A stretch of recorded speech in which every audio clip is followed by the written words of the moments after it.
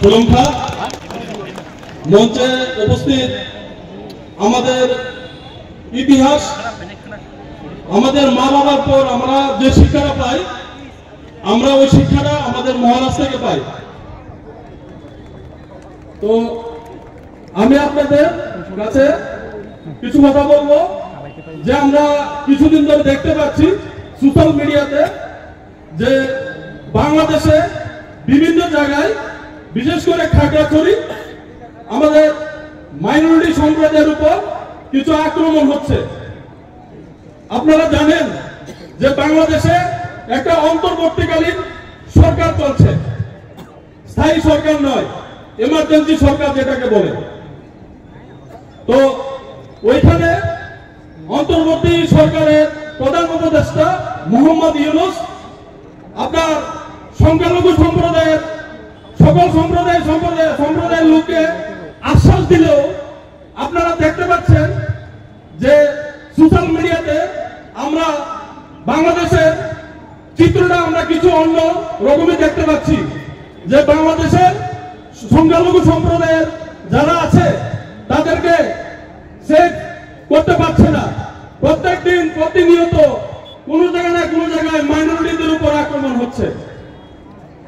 তো আমি বলবো, আমরা ভারতবর্ষের ত্রিপুরা রাজ্যের মাইনরিটি, ওই বাংলাদেশের মাইনরিটি সম্প্রদায় ভাইদের উপর অত্যাচার আমাদের চেয়ে কেউ বেশি ব্যথিত হবে না, কারণ আমরা এই ত্রিপুরা রাজ্যের মাইনরিটি। তো আমরা বাংলাদেশ সরকারকে বলতে চাই, যেহেতু বাংলাদেশ সরকার আপনার 90% ইসলামিক কান্ট্রি, আমরা ইসলামিক কান্ট্রি হলে কুরআন হাদিসে একটা কথা আছে, কুরআনের সূরা মায়াতে 32 নম্বর আয়াতে, যে যদি কোনো একজন মানুষকে হত্যা করে সে পুরো সমগ্র মানব জাতিকে হত্যা করে।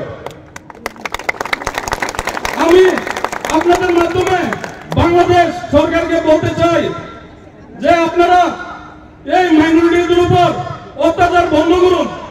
আপনারা দেখতে পাচ্ছেন যেখানে মাইনরিটি সম্প্রদায়ের উপর অত্যাচার হয় সেখানে স্বৈরাচারী সরকার বেশি দিন থাকে না,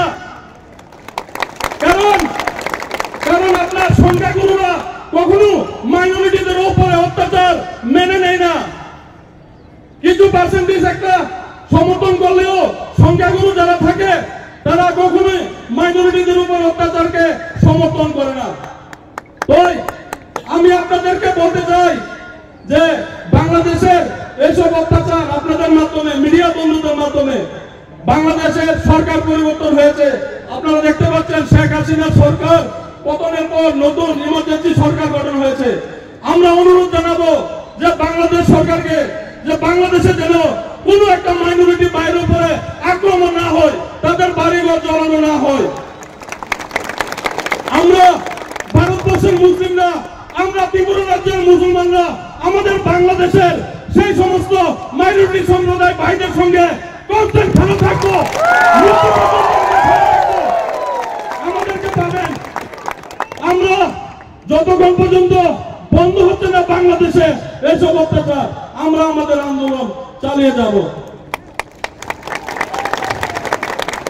আমি আপনাদের কাছে ধন্যবাদ জানিয়েছি, এখানে অনেকেই অনেক জায়গা থেকে এখানে এসেছেন, আপনাদের সকলকে ধন্যবাদ জানাই।